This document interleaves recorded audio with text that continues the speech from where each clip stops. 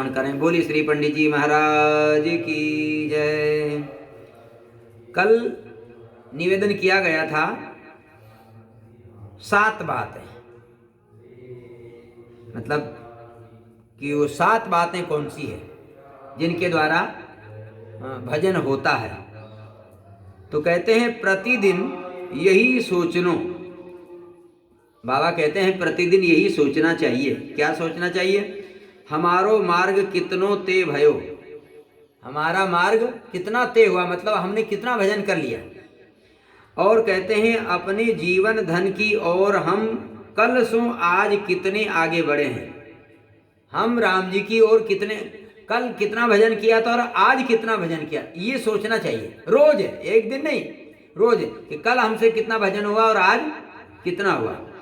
और कहते हैं श्री प्राण वल्लभ की स्मृति अधिकाधिक रहनी चाहिए, अपने ठाकुर जी का स्मरण ज़्यादा से ज़्यादा होना चाहिए। और आगे कहते हैं प्राणनाथ अधिकाधिक उत्तरोत्तर मीठे ही लगते रहने चाहिए। अपने प्रभु जो हैं प्रतिदिन ज़्यादा से ज़्यादा अच्छे लगना चाहिए। इनकी चर्चा मीठी लगती रहनी चाहिए, इनकी जो कथा है वो मीठी लगती रहनी चाहिए। इनकी बात प्राण प्यारी लगती रहनी चाहिए, ठाकुर जी की बात जो है हमेशा प्यारी लगती रहना चाहिए। संसार की चर्चा कड़वी लगती रहनी चाहिए, संसार की जो चर्चा है वो हमेशा कड़वी लगना चाहिए, तब जाके ना भजन होगा। मान लो संसार की चर्चा यदि मीठी लग रही है तो भजन हो ही नहीं सकता। तो संसार की चर्चा कड़वी लगना चाहिए, तब समझनो कि हम आगे बढ़ रहे हैं। जब ये इतनी बातें हो गई ना, तब समझ लेना कि अब हम आगे बढ़ रहे हैं, तब मानना चाहिए। कहते हैं प्रतिदिन हम यह देखते रहें कि अपने मन इंद्रिय सब श्री भगवान की सेवा में लग रहे हैं अथवा नहीं। हमको प्रतिदिन ये देखते रहना चाहिए कि हमारा मन और हमारी इंद्रियां जो है वो भगवान में लगे हुए हैं कि नहीं लगे हुए हैं। ये रोज देखना चाहिए, रोज अपने आप को देखना चाहिए, अपने बारे में विचार करना चाहिए।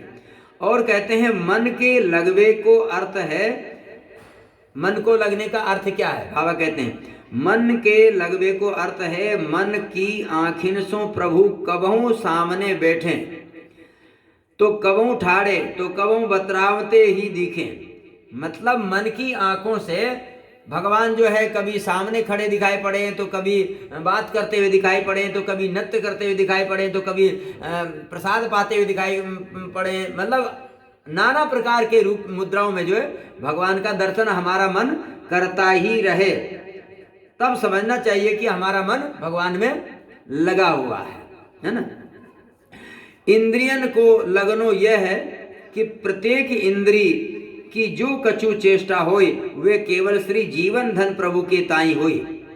मतलब इंद्रियों का लगना यह है कि हमारी जो इंद्रियां हैं इनकी जो जो चेष्टा हो, जैसे आंखें चेष्टा करती है देखने का, ये देखना है तो फिर ये भगवान को देखे। कान सुनने की चेष्टा करे तो भगवान की कथा सुने, है ना। वाणी बोलने की चेष्टा करे तो भगवान का नाम बोले। तो हमारी जितनी भी हाथ यदि कुछ करने का चेष्टा करे तो इन हाथों से भगवान की सेवा हो। पैर यदि कुछ चेष्टा करें तो इन पैरों से भगवान के मंदिर की परिक्रमा हो, धाम की यात्रा हो, परिक्रमा हो, है ना। कहने का मतलब हमारी जो भी इंद्रियां हैं वो सब भगवान में लगी हो। आगे कहते हैं जिज्ञासु इनको नाम अविरल और अबाध गति सो निरंतर सोते बैठते जागते चलते फिरते हर स्थिति में चलतो ही रहे।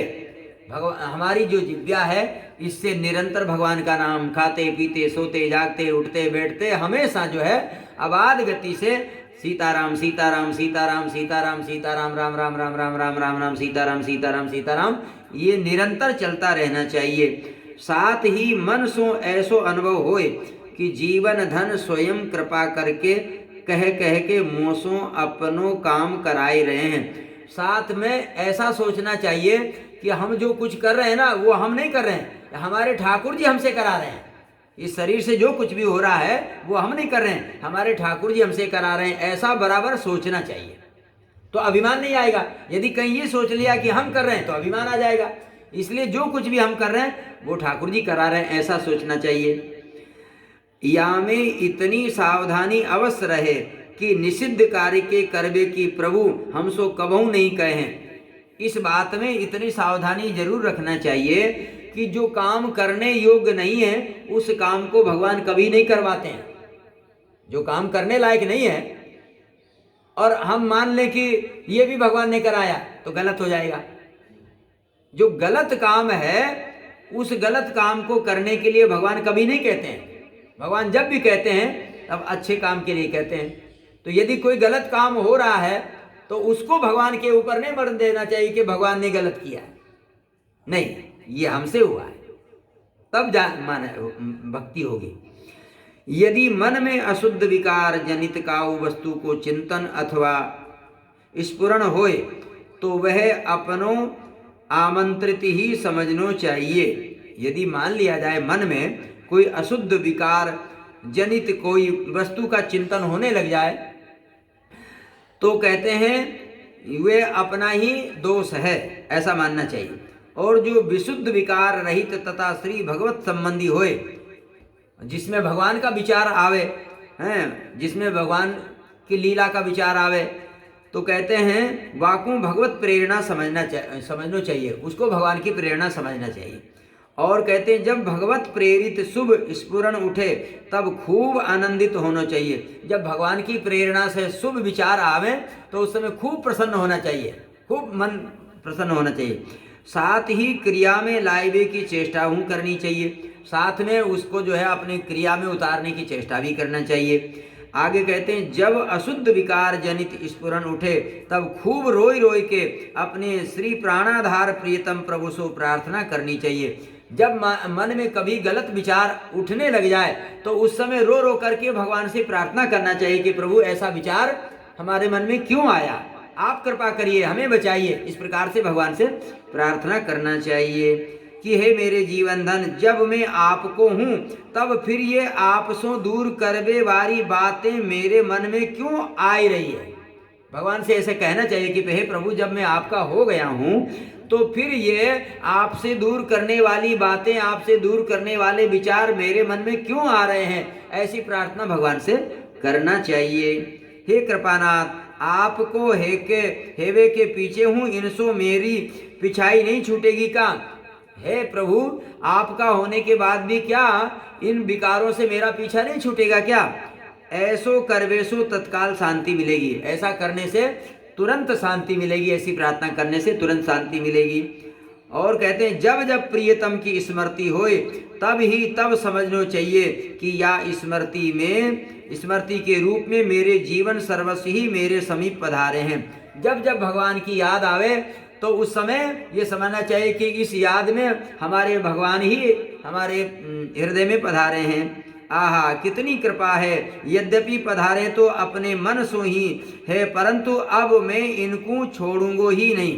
भले ही वो मन से पधारे हैं, मन में आए हैं विचार, साक्षात नहीं आए, मन में विचार आए, लेकिन उनको ऐसा मानना चाहिए कि साक्षात भगवान आए हैं, अब हम इनको नहीं छोड़ेंगे।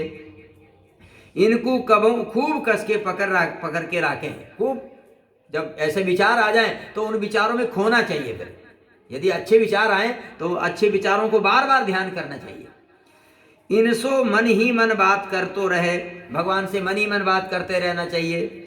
इनको खूब इनकी माधुरी छवि को निहार निहार के मुग्ध होते रहे, इनकी मधुर छवि को देख देख करके और प्रसन्न होते रहना चाहिए। निरंतर इनकी स्मृति बनी रहे, निरंतर इनकी याद बनी रहे। एक क्षण हूँ मन इनको छोड़ के इत उत में न झांके। एक क्षण के लिए भी भगवान को छोड़ करके हमारा मन इधर उधर नहीं जाना चाहिए। बस यही है इनको कस के पकड़ना, बस यही है इनको कस के पकड़ना। जब आए भय प्रियतम प्रभु को हमारे द्वारा या प्रकार से स्वागत होएगो तो ये बार बार शीघ्र शीघ्र आएवे लगेंगे। जब इस प्रकार से बार बार हम प्रभु का स्वागत करेंगे, प्रभु के द्वारा जो विचार दिए गए हैं, जो विचार मन में उठ रहे हैं, उन विचारों का बार बार ऐसे स्वागत करेंगे तो मानो भगवान का ही स्वागत है। उन विचारों को बार बार याद करेंगे तो मानो भगवान को बार बार याद कर रहे हैं, भगवान का स्वागत कर रहे हैं, तो फिर ऐसे विचार बार बार आएंगे, क्योंकि आपने उनका स्वागत किया तो ऐसे विचार बार बार आएंगे। जितनी बार ये आमे उतनी बार ही हम इनसों अपने पास ही रहवे की प्रार्थना करेंगे। जितनी बार ये आएंगे, हमारे हृदय में आएंगे, उतनी बार हम इनसे प्रार्थना करेंगे कि आप हमारे हृदय में ही निवास करें। तो फिर श्री प्राण वल्लभ हमारी प्रार्थना सुन के सदा सर्वदा हमारे निकट ही रहवे लग जाएंगे। फिर उसके बाद में हमारे प्राण वल्लभ ठाकुर जी जो है हमेशा हमेशा के लिए हमारे पास में ही रहने लग जाएंगे। फिर कबों हमें छोड़ के नहीं जाएंगे, फिर ये कभी भी हमको छोड़ के नहीं जाएंगे। अब मन में काऊ प्रकार की कोई उलझन नहीं आवन पावे, मन में किसी भी प्रकार की कोई उलझन नहीं आने देना। यदि सावधानी बरतवे पे हूँ कोई उलझन आएबे सो ना रुके, तो प्राण धन सो कही के निश्चिंत है जाए। यदि सावधानी रखने के बाद भी वो उलझन आ रही है तो फिर अपने प्रभु से कह देना चाहिए और निश्चिंत हो जाओ, अब आप जानो, आपका काम जानो, हमने तो कोशिश करके देख लिया, हम तो अपने आप को नहीं बचा पा रहे हैं। ये स्वयं ही उत्तम प्रकार से वाकु सुलझाए लेंगे, ये स्वयं भगवान जो है उत्तम प्रकार से उसको सुलझा लेंगे। फिर मन में सदैव ऐसो दृढ़ निश्चय बने कि श्री जीवन धन केवल मेरे ही हैं और मैं केवल अपने श्री प्राणनाथ को ही हूँ। मन में ये दृढ़ निश्चय बन जाए कि प्रभु मेरे हैं और मैं प्रभु का हूँ, बस। जैसे परस्पर मैया को अपने अबोध शिशु पे तथा शिशु को मैया पे और पति को पत्नी पे और पत्नी को पति पे तथा मित्र को मित्र पे सर्वाधिकार सुरक्षित होए, वैसे ही मेरो अपने प्रियतम पे और श्री जीवन धन को मोह पे पूर्ण अधिकार है। मतलब कहते हैं कि जैसे परस्पर में मैया का अधिकार अपने बालक पर होता है और बालक का अधिकार अपनी मैया के ऊपर होता है, और कहते हैं पति का अधिकार पत्नी के ऊपर होता है और पत्नी का अधिकार अपने पति के ऊपर होता है, और मित्र का अधिकार अपने मित्र के ऊपर होता है। बोले ऐसे ही जो है अपने प्राणाधार अपने जीवन धन अपने प्रभु के ऊपर अपना अधिकार होना चाहिए कि मेरे प्रभु हैं और मैं प्रभु का हूँ, ये अधिकार होना चाहिए। एकमात्र यही मेरे हैं, एकमात्र यही मेरे हैं, मेरा और कोई है नहीं। मुँह सदा सदा के अपने सो ये कछु काम ले सके हैं। इन 7 बातन को विचारते सोचते रहवे सो साधक शीघ्राति शीघ्र संसार के प्रपंच सो मुक्त है के प्रियतम के प्रेम राज्य में प्रवेश कर जाए। ये 7 बातें जो बताई गई है, इन 7 बातों को जो निरंतर चिंतन करेगा और अपने जीवन में धारण करेगा तो कहते हैं वो जल्दी से जल्दी अपने प्रभु श्री सीताराम जी के चरणों में जो है निवास प्राप्त करेगा, प्रेम राज में प्रवेश उसका हो जाएगा। बोलिए श्री पंडित जी महाराज की जय। गोविंद जय जय गोपाल जय जय गोविंद जय